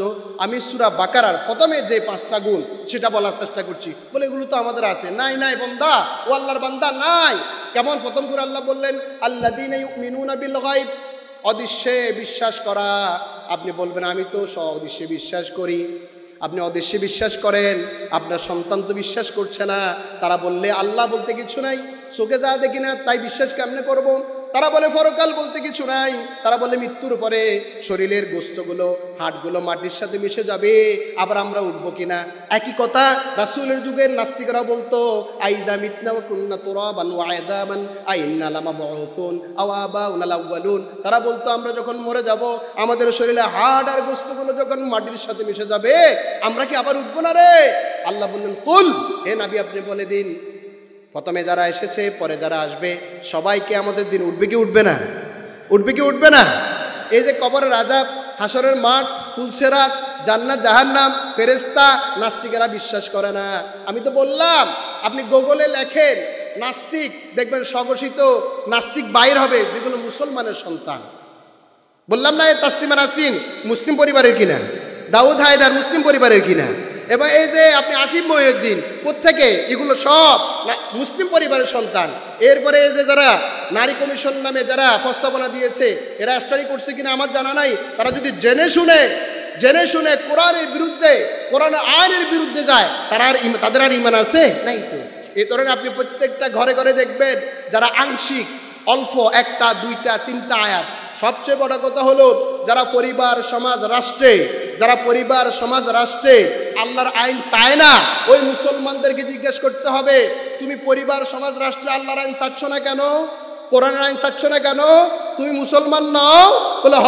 তো মুসলিম হলে তোমার মনের ভিতরে চাহিদা থাকবে আমার আল্লাহর কোরআন অনুযায়ী সমাজ চলুক, ঠিক কিনা বলেন? জোরে বলেন ঠিক কিনা বলেন? আমার আল্লাহর কোরআন অনুযায়ী রাষ্ট্রটা চলুক, আমি একজন মুসলিম হিসেবে এটাই তো চাইবো। বলে তো এখানে অমুসলিমরা যে আছে কোনো অসুবিধা নাই। রাসূলের যুগে মদিনাতে 622 সালে রাসূল সাল্লাল্লাহু আলাইহি সাল্লাম মদিনাতে গেলেন, সেখানে ইহুদি ছিল, সেখানে মূর্তি পূজক ছিল, খ্রিস্টান ছিল, আমাদের হিন্দুদের মতো যারা মূর্তি পূজা করে তারাও ছিল, নাকি শুধু মুসলমান ছিল? তারাও 10% ছিল। বাংলাদেশে যেরকম 10% আছে। রাসূল সবার নিরাপত্তা ব্যবস্থা করছেন, সবার সোশ্যাল সিকিউরিটি দিয়েছেন, সবার খাবারের ব্যবস্থা করেছেন, সবার কাপড়ের ব্যবস্থা করেছেন। এবং বিচারে যখন আসতো সঠিক বিচার করে ইহুদি, খ্রিস্টান, মূর্তিপূজক তারা বিচার ফেলে বিচার দিয়ে দিয়েছেন। একটা বিচারে কোনোরকম কার্পণ্য করেছেন অথবা 2 নম্বরই করেছেন, বিশ্বের ইতিহাস দেখাতে পারবেন। তাহলে আমার রাষ্ট্র, আমি মুসলিম হিসেবে চাইবো আমার রাষ্ট্র কোরআন অনুযায়ী হোক, ঠিক কিনা বলেন? কারা রাষ্ট্রকে কোরআন অনুযায়ী চান? হাত তুলে দেখেন তো আল্লাহকে। আল্লাহ আমাদের জীবদ্দশায় আমাদের বাংলাদেশের সংবিধান কোরআন সাপোর্টে যেন হয়ে থাকে, আল্লাহ তুমি কবুল করো, আমিন। এতে করে কি কোনো অসুবিধা আছে? কোনো অসুবিধা আছে? আমাদের সে ব্যাপারে খেয়াল করতে হবে। নিজে সাপোর্ট দিব, অন্যকে দাওয়াত দিব আল্লাহর কোরআনের জন্য। যদি আমরা সফল হই আলহামদুলিল্লাহ, বিফলে গেলে আল্লাহকে বলতে পারবো আল্লাহ তুমি যে বিধানটা দিয়েছো আমি পালন করার চেষ্টা করেছি, আমি অন্যদেরকে আহ্বান করেছি। যদি আসে আলহামদুলিল্লাহ, না আসলে আমার দায়িত্ব তো শেষ। তুমি তো বলছো ওমা আলাইনা ইল্লাল বালাগ লাস্তা আলাইহিম বিমুসাইতির, এভাবে আমি আমার দাওয়াত পৌঁছিয়েছি। পারবো কিনা ইনশাআল্লাহ? তাহলে 1 নম্বর হলো যারা অদৃশ্যে বিশ্বাস করে। অদৃশ্য কি? ফেরেশতা দেখি না, আল্লাহ বলছেন ফেরেশতা আছে, বিশ্বাস করি কি করি না? কবরের আযাব আছে না নাই? আবার কবরের রাহাত শান্তি আছে না নাই? আছে। পুনরুত্থান হবে কি হবে না?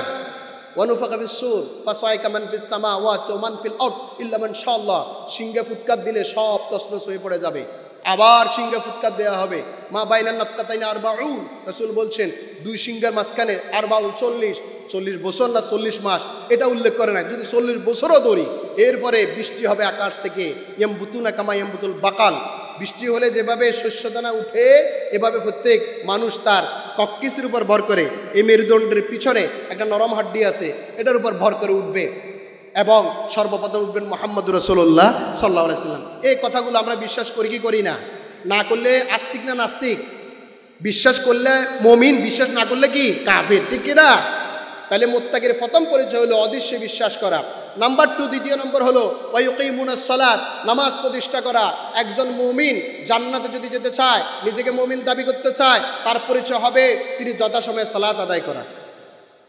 শুধু নিজে পড়বে না, পরিবারের সদস্যকে পড়াবে। আল্লাহ বলছেন ওয়া আমুর আহলাকা বিস-সালাতি ওয়াসতাবির আলাইহা, হে নবী আপনি নামাজের উপর অটল থাকুন, যথাসময়ে নামাজ পড়ুন, পরিবারের সদস্যদেরকে নামাজের জন্য আহ্বান করুন, আপনার পরিবারের সদস্যদেরকে নামাজের জন্য ডাকুন। আব্বাজান, আপনি যখন মসজিদে দৌড়ায় আসলেন, আপনি আপনার পরিবারের সদস্যদেরকে বলে আসছেন এই সবাই নামাজ পড়ো বলছেন। আপনি যখন ফজরে উঠছেন, সবাইকে উঠাইছেন। যদি না উঠান, আল্লাহ যে বলছেন ইয়া আইয়ুহাল্লাযীনা আমানু কু আনফুসাকুম ওয়া আহলিকুম নারা, মুমিনেরা জাহান্নামের আগুন থেকে নিজে বাঁচো, পরিবারকে বাঁচো। আপনার মেয়েটা ঘর থেকে বের হয়েছে বেপর্দা, আপনি বলছেন মারে খবরদার তুমি বালেগ হয়েছো। আল্লাহ বলছেন জিলবাব পরে বের হওয়ার জন্য। জিলবাব হলো আল্লাযী ইয়াসতুরু জামিআল বাদান, পুরো বডি ঢেকে বের হওয়ার জন্য। খবরদার, তোমার শরীর দেখা যাচ্ছে, কবিরা গুনাহ হবে তোমার, কবিরা গুনাহ হবে আমার, দায়িত্ব আমার রয়ে গেল, খবরদার এভাবে বের হতে পারবা না। আপনি কি বলছিলেন? না বললে আপনি তো জাহান্নামের আগুন থেকে বাঁচতে পারবেন না। সালাত যত সময় আদায় করা। ওদিন পরিবারের সদস্যদেরকে মুরু সিবিয়ান আকিমিস সালাতি যা বালাগু সাবআ, রাসূল বলছেন পরিবারের সদস্য তোমার সন্তানের বয়স যখন 7 বছর হয়, নামাজের নির্দেশ দাও। 10 বছর হলে নামাজ পালন না করলে তাদেরকে শাসনের অধীনে আনো। আপনার আমার দায়িত্ব সেটা, কারণ আপনি মুত্তাকি। আপনি মুত্তাকি হওয়ার পর আমি যত সময় সালাত আদায় না করলে এই একটা গুণ আমার ভিতরে চলে গেল। এরপরে তৃতীয় নম্বর হলো ওয়া মিম্মা রাযাকনাহুম ইউনফিকুন, আল্লাহ বলছেন আমি তাদেরকে যে রিজিক দিয়েছি সেখান থেকে ব্যয় করে। আল্লামা বাগাবী তার মুআলিমুত তানজিলের ভিতরে বলছেন রিজিক হলো একজন মানুষের আল্লাহর পক্ষ থেকে দেয়া সব নেয়ামত। যেমন চোখ, এটা আল্লাহর পক্ষ থেকে দেয়া নেয়ামত, এই চোখটা আল্লাহর পথে ব্যয় হবে।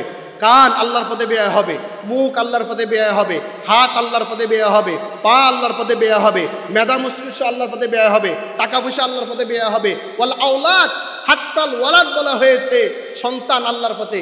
আপনার ছেলেটাকে কোরআন শিখালেন না, আপনার ছেলেটাকে হাদিস শিখালেন না, রাসূলের জীবনী শিখালেন না, আপনি দুনিয়ার সব শিখাইলেন, আল্লাহর কাছে জবাবদিহি করতে হবে। আল্লাহ বলছেন মুত্তাকি মানুষগুলো তাদের পরিবারের প্রত্যেক সদস্য তাদের নিয়ামতগুলো আল্লাহর রাস্তায় ব্যয় করে। পারবো কিনা ইনশাআল্লাহ? আল্লাহ বলছেন ইন্নাল্লাহা ইশতারা মিনাল মুমিনিন আনফুসাহুম ওয়া আমওয়ালাহুম বিআন্না লাহুমুল জান্নাহ, যারা মুমিন তাদের জান ও মাল কিনে নিয়েছেন। কে কিনে নিয়েছেন? বিনিময়ে কি দিবেন? জান্নাত। কি দিবেন? জান্নাত। দেখেন তো, আল্লাহ আমাকে চোখ দিলেন, কান দিলেন, বডি দিলেন, শরীর দিলেন, জীবন দিলেন, টাকা পয়সা দিলেন। আল্লাহ দিয়ে আবার বললেন যে তোরে দিলাম, আবার তোর থেকে কিনে নিলাম। আল্লাহ কি দিবেন? জান্নাত দিব। সুবহানাল্লাহ। তো আমার ছেলে মেয়ে তো আল্লাহ কিনে নিয়েছেন, আমার জীবন তো আল্লাহ কিনে নিয়েছেন, আমার সম্পদ আল্লাহ কিনে নিয়েছেন। তো আমি কি করব? আল্লাহ যা বলেন সেই অনুযায়ী আমি কাজ করব, ঠিক কিনা?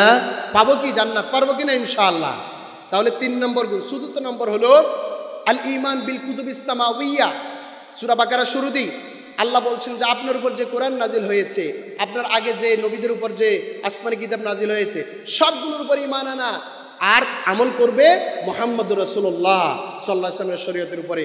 5 নম্বর হলো ওয়াবিল আখিরাতি হুম ইউকিনুন, আখিরাতকে নিশ্চিতভাবে বিশ্বাস করা। মুফাসসিরে কেরাম বলছেন এখানে ইউকিনুন কেন বললেন, ইউমিনুন কেন বলা হলো না? বলে ইউকিনুন, ইকান হলো চোখে দেখলে যে এরকম বিশ্বাস করা হয়।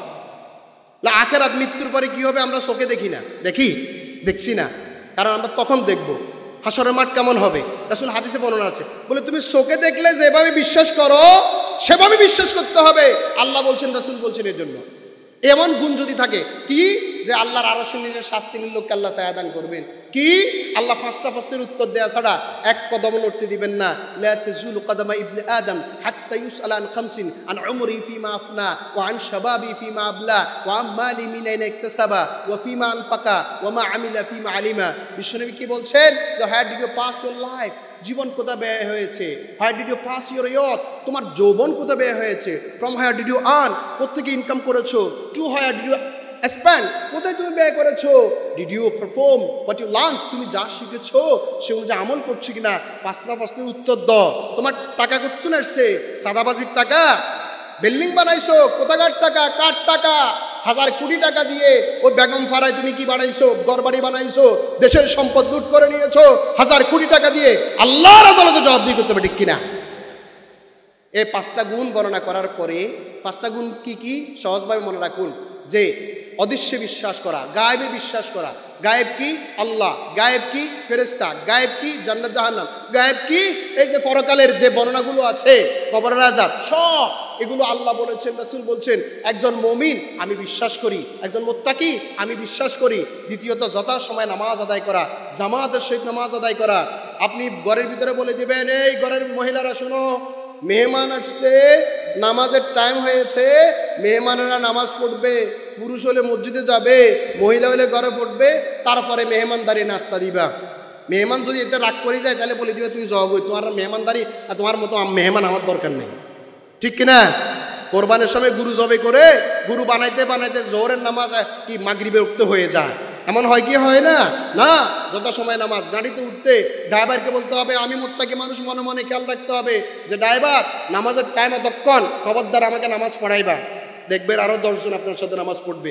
আপনার ফেরেশানি থাকতে হবে। ইসলামী আন্দোলন কর্মীদের একবারে একটা কমন কলাম হচ্ছে 5 ওয়াক্ত নামাজ যথাসময়ে জামাত হচ্ছে কিনা। এমন একটা দলের সাথে বিড়তে পারলে এটা ভাগ্যের ব্যাপার। আপনার নামাজের ব্যাপারে খবর নিবে, এই ভাই নামাজ পড়েন নাই, কাজা কেন করছেন? আপনি একটু সচেতন থাকিয়ে।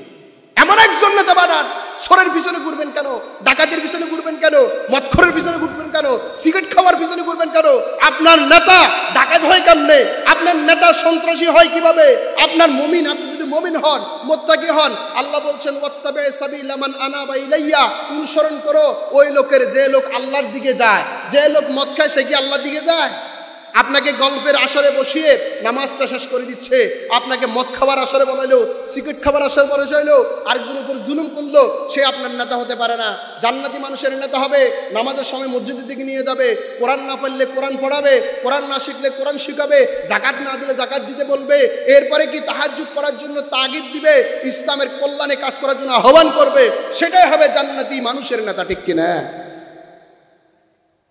এই 5টা গুণ, একটা হলো অদৃশ্যে বিশ্বাস, দ্বিতীয় হলো যথাসময়ে সালাত আদায়, 3 নম্বর হলো আল্লাহ যে নিয়ামত দিয়েছেন বিশেষ করে টাকা পয়সা জাকাত যথাসময়ে আদায় করা, আর 4 নম্বর হলো আসমানি কিতাবে বিশ্বাস, আমল হবে কোরআন কারীমের উপরে।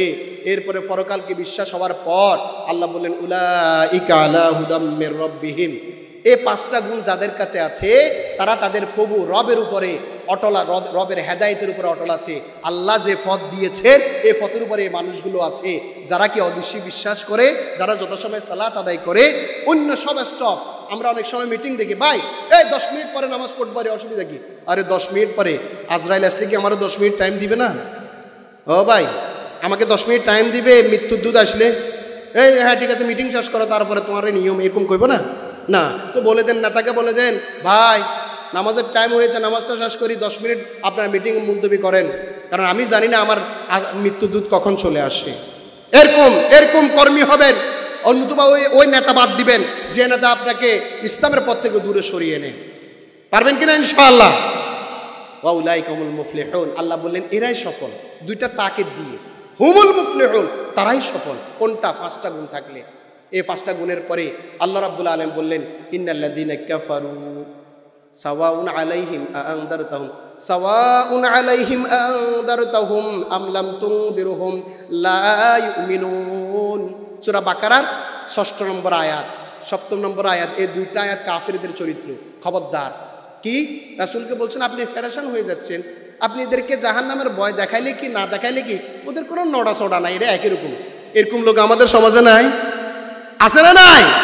সুদ খার, তারা বলে দিল ভাই সূরা বাকারা 279 নম্বর আয়াতে আল্লাহ বলছেন সুদ খাইলে আল্লাহ এবং রাসূলের বিরুদ্ধে যুদ্ধ ঘোষণা করা, এদের কোনো নড়াচড়া নাই। তার মানে কি তার ঈমানটা কি মরে গেছে, ঠিক কি না? আল্লাহ বললেন সাওয়াউন আলাইহিম, আপনি তাদেরকে জাহান্নামের ভয় দেখান আর না দেখান তারা কি সমান? তাদেরকে আপনি জাহান্নামের ভয় দেখান আর না দেখান সমান, কোনো সেটব্যাক নাই, নড়াচড়া নাই। কেন? ফলাফল কি? খাতামাল্লাহু আলা কুলুবিহিম, আল্লাহ তাদের অন্তরে মোহর মারি দিয়েছেন। এখানে যেরকম একটা গ্যালাপের ভিতরে যেমন উপর দিয়ে যদি কি এরকম ফিনাপ করে দিয়ে কিছু ঢুকে না, এরকম অবস্থা হয়ে গেছে। তাদের কানে কিছু শুনে না, চোখ দিয়ে যেন আল্লাহর আয়াত দেখে না। আল্লাহ বলছেন তাদের জন্য কঠিন আযাব আছে। কি আছে? কঠিন আযাব। খবরদার কুফরির দিকে যাওয়া যাবে না। আমি আবারও বলছি, শুরুতে যেভাবে বললাম, আল্লাহর একটা আইনকে অস্বীকার করা, ঘৃণা করা, বিরোধিতা করা কোনো অবস্থাতে একজন মুমিন করতে পারে না। কোনো ব্যক্তি যদি আল্লাহর একটা আইনকে অস্বীকার করে, ঘৃণা করে, বিরোধিতা করে, ঈমানটা থাকবে না। এটা খুব সচেতন থাকতে হবে। আমল করতে না পারলে আল্লাহর কাছে মাপ চাইবেন, আল্লাহ আমারে মাপ করে দাও, কিন্তু অস্বীকার করা যাবে না, ঘৃণা করা যাবে, বিরোধিতা করা যাবে না। এরপরে 8 নম্বর থেকে শুরু করে 20 নম্বর আয়াত সূরা বাকারা, মুনাফিকদের চরিত্র আমরা আলোচনা কতক্ষণ একটু বলে দিবেন? জি আচ্ছা, জি 10 মিনিটস। এরপরে মুনাফিকদের, কেন এই 3টা কথা সামারি আমি করতে চাই। আমরা কাফেরও হতে চাই না, আমরা মুনাফিকও হতে চাই না, আমরা মুমিন মুত্তাকি হতে চাই, ঠিক কিনা বলেন? এজন্য আমার মুমিন হিসাবে তাকওয়ার দরজা স্থানগুলো যেন আমার ঠিক থাকে, দারাজাত যেন আমাদের বুলন্দ হয়, আমরা সেই দিকে খেয়াল রাখবো। মুনাফিকের চরিত্র দিয়ে আল্লাহ কি বললেন? ওয়া মিনান নাসি মান ইয়াকুলু আমান্না, মানুষের ভিতরে এমন কিছু মানুষ আছে তারা বলে আমরা তো মুমিন। আল্লাহ বললেন এরা মুমিনদেরকে ধোঁকা দেয়, কারণ তারা আল্লাহর বিধানকে বাস্তবায়ন করতে চায় না। ব্যক্তি জীবনে বিধান মানে না, পারিবারিক জীবনে বিধান মানে না, রাষ্ট্রীয় জীবনে তারা আল্লাহর বিধান মানে না। তারা বলছে আমরা মুমিন, তারা মুমিনদেরকে ধোঁকা দিচ্ছে। ভাই আমরা কি মুমিন না? বলে তারা নিজেদেরকে ধোঁকা দিচ্ছে, তারা আল্লাহকেও ধোঁকা দিচ্ছে না, মুমিনদেরকেও ধোঁকা দিচ্ছে না। তাদেরকে যখন বলা হয় পৃথিবী তোমরা ফাসাদ সৃষ্টি করো না, বলে কই ফাসাদ সৃষ্টি করছি, আমরাই তো সংশোধন করছি। আল্লাহর বিধান বাস্তবায়ন না করলে, আল্লাহর আইন সমাজে রাষ্ট্রে প্রতিষ্ঠা না করলে তারা কখনো শান্তি দিতে পারে না, পারবে না। তাদেরকে যখন বলা হয় যে ওয়াইজা কিল রাহুম আমিনু কামা আমানান নাস, এই যে সাহাবীরা যেভাবে ঈমান আনছে তোমরা এইভাবে ঈমান আনো না, বলে এরা তো ডামিস, এরা হচ্ছে বোকা। কিরকম? সাহাবীরা কেমন ঈমান আনছে? রাসূল যা বলছেন, কোরআনে যা বলছে, সাহাবীরা তা বিশ্বাস করছে। আপনাদেরকে একটা কোয়েশ্চেন করি, আল্লাহ রাসূলের একজন সাহাবী দেখাতে পারবেন সুদ হারাম হওয়ার পরে সুদ খাইছে? জোরে বলেন। ঘোষ হারাম হওয়ার পরে ঘোষ খাইছে? মদ হারাম হওয়ার পরে মদ খাইছে? তো তাহলে ঈমান তো সেরকম হবে। আল্লাহ রাসূল সাল্লাল্লাহু আলাইহি সাল্লাম এর সাথীরা যেভাবে ঈমান আনছে, আমার ঈমান সেভাবে হইতে হবে। আল্লাহর কোরআনে যা বলছে আমাকে সেভাবে মানতে হবে। কেন? যেহেতু এটা আল্লাহর কোরআন, আমি আল্লাহর গোলাম। যে আল্লাহ আমার চোখ দিলেন, কান দিলেন, মুখ দিলেন, যে আল্লাহ আমাকে মানুষ বানালেন, যে আল্লাহ আমাকে পশু পাখি বানান নাই, যে আল্লাহ আমাকে সম্মানিত করলেন, আমরা সে আল্লাহর বিধান মানবো কি মানবো না? আমরা জান্নাতে যেতে চাই তো? আমরা জান্নাতে যেতে চাই কি না? 5 ওয়াক্ত নামাজ আমাদের পড়বো তো ইনশাআল্লাহ? আমাদের পরিবারের সদস্যরা কোরআন পড়বে তো ইনশাআল্লাহ? আমাদের পরিবারের সদস্যদেরকে ছেলে মেয়েদেরকে কোরআন শিখাবো তো ইনশাআল্লাহ? আমরা আমাদের যাকাতগুলো দেবো তো ইনশাআল্লাহ? আমরা পরিবার, সমাজ, রাষ্ট্রে আল্লাহর কোরআন বাস্তবায়নের জন্য চেষ্টা করবো তো ইনশাআল্লাহ? আল্লাহর কাছে 2 রাকাত করে নফল নামাজ পড়বেন, আল্লাহ হেদায়েতের পথটা দেখাও। এই বিভ্রান্তির সময়ে আমরা যেন গোমরা না হই, আমাদের ছেলে মেয়েগুলো যেন গোমরা না হয়ে যায়। আল্লাহ আমি যে সামান্য আমল করছি, এই আমলটা যেন তোমার দরবারে কবুল হয়। আমি বারবার বলছি, খেয়াল রাখবেন। আল্লাহ রাব্বুল আলামিন সূরা কাহাফ লাস্টের দিক একদম শেষে আল্লাহ রাব্বুল আলামিন বলছেন যে ইন্নাল্লাযীনা আমানু ওয়া আমিলুস সলিহাত কানাত লাহুম জান্নাতুল ফিরদাউসি নুজুলা, যারা ঈমান আনে আর আমল সালেহ করে তাদের জন্য আল্লাহ রাব্বুল আলামিন বাসস্থান হিসাবে জান্নাত রেখে দিয়েছেন। শেষে কি আল্লাহ বললেন? ফামান কানা ইয়ারজু লিকা রাব্বিহি ফালইআমাল আমালান সলিহা ওয়া লা ইউশরিক বিইবাদাতি রাব্বিহি আহাদা। জান্নাতে যাওয়ার পরে জান্নাতে মানুষগুলোর চাহিদা থাকবে, বলে তোমরা কি চাও? বলে আল্লাহর দিদার চাই, আল্লাহকে দেখতে চাই। আল্লাহু আকবার, আল্লাহকে দেখতে চাই। জান্নাত।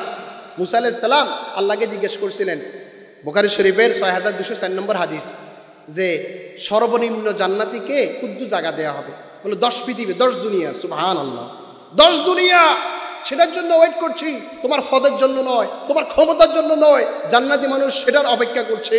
আর আল্লাহ বলছেন ফামান কানা ইয়ারজু লিকা রাব্বিহি, যে ব্যক্তি আল্লাহর সাথে সাক্ষাৎ করতে চায় সে যেন আমলে সালেহ করে, আমলে সালেহ, আর আল্লাহর সাথে কাউকে যেন শিরিক না করে। জীবন দেওয়ার মালিক কে? জোরে বলেন, জীবন দেওয়ার মালিক কে? ছেলে দেওয়ার মালিক কে? মেয়ে দেওয়ার মালিক কে? রিজিক দেওয়ার মালিক কে? আল্লাহ। সে আল্লাহর সাথে কাউকে শরীক করবেন না, আমল করবেন। রাতের বেলা ঘুমানোর আগে ইস্তেগফার করে মাপ চাইবেন, 2 রাকাত করে নফল নামাজ পড়ুন। আল্লাহ যদি মৃত্যু হয় যেন ঈমানের সাথে মৃত্যুটা যেন হয়। মানুষের কোনো করজ রাখবেন না, মানুষের পাওনাটা দিয়ে দিবেন, মানুষের প্রতি জুলুম করবেন না। আপনি যদি মনে করেন কোনো ব্যক্তির উপর অন্যায় হয়েছে, আপনি তার কাছে গিয়ে মাপ চাইবেন। আবু বকর রাদিয়াল্লাহু একবার আব্দুর রহমান ইবনে আউফকে বকা দিয়েছিলেন। আব্দুর রহমান ইবনে আউফকে বকা দেওয়ার পর বুঝতে পারলেন যে সেটা অন্যায় হয়েছে। তখন আব্দুর রহমান ইবনে আউফকে বললেন যে আমি তোমারে যেভাবে বকা দিছি তুমিও আমাকে সেভাবে বকা দাও। আব্দুর রহমান ইবনে আউফ হাসতেছেন, বলে এটা কথা হলো? বলে না, নতুবা আমরা আমি কিন্তু রাসূলের কাছে বিচার দেব। পাগল হয়ে গেছেন, বুঝতে পারলেন তিনি রং করেছেন, আল্লাহর কাছে জবাবদিহি করতে হবে। তখন রাসূলুল্লাহ সাল্লাল্লাহু আলাইহি সাল্লামের কাছে ব্যাপারটা নিয়ে গেল। রাসূল সাল্লাল্লাহু আলাইহি সাল্লাম বললেন, আব্দুর রহমান ইবনে আউফকে বললেন, আব্দুর রহমান তুমি বলো আল্লাহ যেন আবু বকরের প্রতি রহম করে। সুবহানাল্লাহ। ওনারা এরকম ফেরেশতারি ছিলেন। আপনি যদি মনে করেন আপনার দ্বারা কোনো একটা লোকের অন্যায় হয়েছে, তাহলে আপনি তার কাছে মাপ চান। আপনি যদি মনে করেন কেউ কারো সম্পদ আপনি দখল করে রাখছেন, আল্লাহর ওয়াস্তে আপনার মৃত্যু আসার আগে তার সম্পদটা তাকে ফেরত দেন, তার সম্পদ তাকে ফেরত দেন, তার জায়গা তাকে ফেরত দেন, তার টাকা তাকে ফেরত দেন। খবরদার, কিয়ামতের আদালতে বহু মানুষ আমল নিয়ে যাবে, কিন্তু মানুষের পাওনা দিতে দিতে গালি, কাউকে থাপ্পড় দেয়া, মামলা দেয়া, মিথ্যা মামলা দেয়া, জুলুম করা, এগুলোর কারণে দিতে দিতে সর্বশেষ দেখা যাবে তার আমলের কিছুই থাকলো না। এই জন্য আমরা আমল করব খালেস নিয়তে, আল্লাহকে খুশি করতে, এবং সে আমলের ভিতরে মানুষকে দেখানো যেন না থাকে। সেটা নামাজ হোক, সেটা রোজা হোক, সেটা হজ হোক, সেটা দান সদকা হোক, সেটা বক্তব্য হোক, যেটাই হোক না কেন আমরা খুশি করব কাকে? কাকে খুশি করব? আর আল্লাহ আপনাকে যে নিয়ামত সন্তান দিল, একটাবার চিন্তা করে দেখেন তো, আপনার ছেলেটা এখন স্কুলে পড়ে, ক্লাস 10-এ, কোরআনটা পারে, অর্থ বুঝে, 2 রাকাত নামাজে যা পড়া হয় তাসবিহাতগুলোর অর্থ জানে, সুবহান রব্বিয়াল আ'লার অর্থ জানে, সুবহান রব্বিয়াল আযীমের অর্থ জানে। তো আপনি আপনার সন্তানকে আপনি কি বানালেন বলেন? আপনি মৃত্যুর পরে আল্লাহর কাছে কি জবাবদিহি করবেন? কত মানুষ কান্নাকাটি করে, আল্লাহ আমাকে সন্তান দাও। সন্তান তো আসে না, সন্তান আসে না। আপনাকে আল্লাহ সন্তান দিয়েছেন, সে আমানত আপনি কোন দিকে খাটালেন? সন্তান এসে গেছে আলহামদুলিল্লাহ, এখন সন্তানকে দিন শিখান, কোরআন শিখান, নামাজ শিখান, ডাক্তারি শিখান, ইঞ্জিনিয়ারিং শিখান, স্কুলে পড়ান, তার আগে কোরআনটা শিখায় নেন। এবং নামাজ না পড়লে আপনি ছেলেকে যেভাবে ছোটবেলায় কোলে নিয়েছেন সেটা মনে করেন আপনার বাচ্চা, এখনো ওই কোলের বাচ্চা, তাকে শাসন করেন, খবরদার আমার ঘরে ঢুকতে হলে নামাজ পড়তে হবে, খবরদার তোর টাকা আমাকে দিতে হলে নামাজ পড়তে হবে, হালাল ইনকাম হইতে হবে। মেয়েকে বলেন পর্দা ঠিক থাকতে হবে, মাকে বলেন এ মা আপনি ঘর থেকে বের হচ্ছেন, আপনার পর্দা যেন ঠিক থাকে। স্ত্রীকে বলেন এভাবে বের হওয়া যাবে না। আপনি বিয়ে করাচ্ছেন ছেলেকে মেয়েকে, আপনার ওখানে এই যে বৈরাতের নামে যেগুলো হচ্ছে, হাজার হাজার মানুষ আপনার মেয়েটাকে দেখতেছে, অর্ধনগ্ন করে কোথায় ক্লাব করে বসায় রাখলেন, আর ভিডিও হলো আপনার মেয়েটা মরে যাওয়ার পরেও মানুষের কাছে আপনার মেয়ের খোলামেলা ছবি আছে, ছেলেদের কাছে ওই কবরের ভিতরে আযাব চলছে। কেন করবেন? আপনার মেয়েটাকে ওই সাজিয়ে ক্লাব করে বসানোর কারণে আপনার মেয়েটা আসরের নামাজ পড়তে পারে না, কারণ সে উজু করলে তার এই পশাদারিগুলো নষ্ট হয়ে যাবে। মাগরিবের নামাজ পড়তে পারে নাই, কারণ উজু করলে এগুলো নষ্ট হয়ে যাবে। আপনার কারণে আপনার নামাজি মেয়েটা ওই আসর নামাজ, মাগরিবের নামাজ না পড়ে জামারি করে কবিরা গুনাহ করে গেছে। ঠিক কিনা? আপনাকে আমাকে ইসলাম পরিপূর্ণভাবে করতে হবে। ব্যক্তি জীবনে চিন্তা করতে হবে, আল্লাহ আজ থেকে শপথ নিয়ে ফেলেন, আল্লাহ ও আল্লাহ আমাকে মানুষ বানিয়েছে, কুত্তাও তো বানাইতে পারতা, শিকালও তো বানাইতে পারতা, আমাকে মানুষ বানিয়েছে, কত মানুষকে প্যারালাইজ করে দিয়েছো, আমার তো হাত চলে পা চলে, আমি তো সচল। আল্লাহ কত মানুষকে অন্ধ বানিয়েছো, আমার তো চোখ আছে। আল্লাহ কত মানুষকে বোবা বানিয়েছো, আমার তো মুখ আছে। আল্লাহ শুকরিয়া তোমার, আমি পারি না, আজ থেকে কোরআনটা শিখবো। আল্লাহ আমার মৃত্যুর আগে যেন তোমার কোরআনটা শিখা হয়ে যায়। আল্লাহ আমি নামাজ আদায় করবো যত সময়, আল্লাহ আমাকে নামাজ জামাতে আদায় করার তৌফিক দান করো।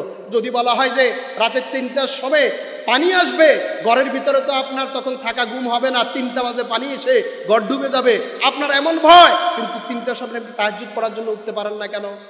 আপনাকে যদি বলা হয় 4টার সময় একটা সাপ আসতে পারে, 5টার সময় আপনাকে সবল মারতে পারে, আপনি তখন কেন আপনি ঘুমাচ্ছেন? আপনি ওই সময় নামাজের সময় 4টার সময় উঠতে পারেন না কেন? 5টার সময় আপনারা আমাকে সে খেয়াল রাখতে হবে।